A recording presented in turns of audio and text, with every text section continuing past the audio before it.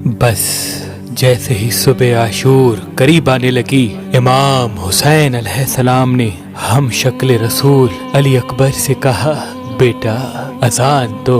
अली अकबर की अजान के साथ रसूलुल्लाह के खानदान ने नमाज फजर पढ़ी। इतनी देर में फौजी यजीद इमाम हुसैन अलैहिस्सलाम पे नमाज में ही हमला कर दिया और फिर हर एक शहीद शहादत का जाम पीता गया।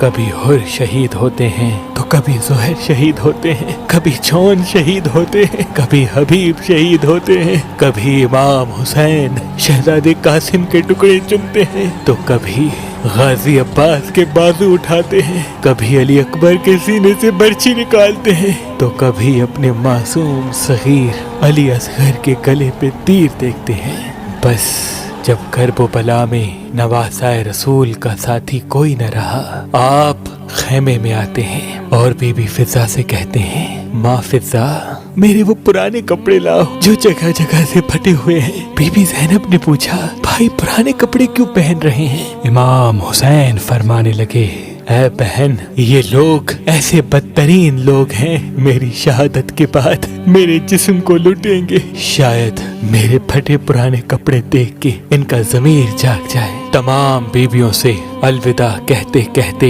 इमाम सज्जाद के खेमे आते हैं। इमाम सज्जाद बिस्तरी बीमारी पे इमाम हुसैन आवाज देते हैं, बेटा सज्जाद अपने बाबा हुसैन का आखिरी सलाम कबूल करो। इमाम सज्जाद ने जैसे आंखें खोली, देखा इमाम हुसैन के चेहरे पे अली असगर का खून मला है, न साथ में अली अकबर है न गाजी अब्बास। चीख के कहने लगे, बाबा, भाई अकबर, चचा अब्बास, हमारे लोग कहाँ हैं? इमाम हुसैन ने फरमाया, सज्जाद सुबह से लेके अब तक सब जाम शहादत पी चुके। इमाम सज्जाद सहारे से उठते हैं और कहते हैं, बाबा मुझे इजाजत दो।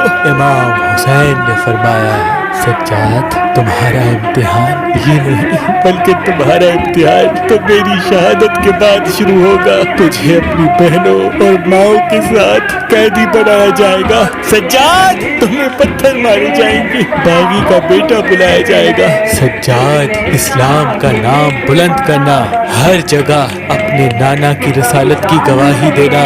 इमाम सज्जाद रोते रहे और इमाम हुसैन मैदान तक आ पहुंचे।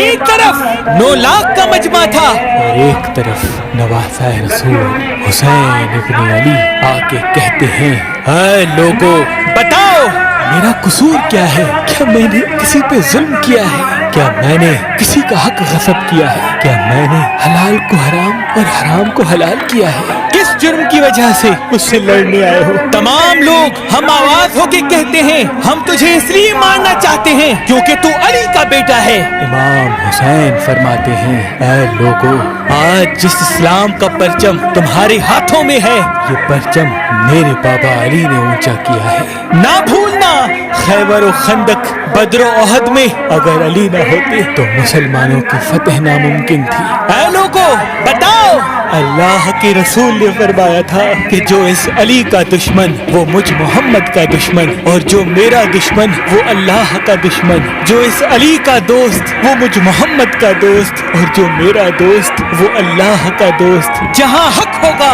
वहाँ अली होगा, और जहाँ अली होगा वहीं हक होगा।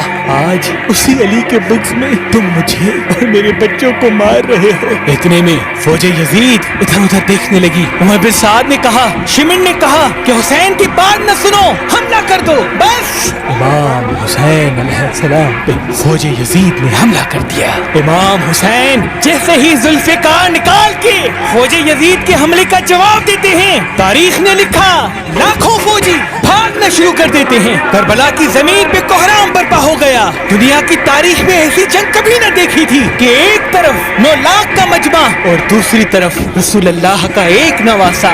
फौजी अश्किया लिया, जाके दारुल अमाना तक पहुंच गए और इमाम हुसैन फरमाते हैं, आओ एक भूखे की जंग देखो, एक प्यासे की जंग देखो, रसूल के इस नवासे की जंग देखो जिसका जवान भाई मारा गया, जिसके जवान बेटे के सीने में बर्छी को मारा गया, जिसने अपने हाथों से अपने 6 माह के बच्चे की कब्र बनाई। इमाम हुसैन जमीन करबला में शेर की तरह हमला कर रहे हैं। इतने में आवाज़ गैब आती है, ऐ हुसैन तेरा रब तुझसे राजी हुआ।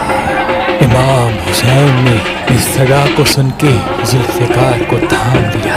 उमर बिन साद ने कहा, शिमर ये अली का बेटा है, इसको शहीद करना नामुमकिन है, जाओ खेमों को आग लगाओ। उस फौज ने बीबियों के खेमों को आग लगा दी। इमाम हुसैन कभी खेमों की तरफ बढ़ते हैं, कभी फौज की तरफ आते हैं। उमर बिन साद ने कहा, इस 9 लाख की फौज को 4 हिस्सों में तकसीम कर दो और चारों तरफ दूर होके हुसैन की तरफ तीर नेज़े भाले फेंको।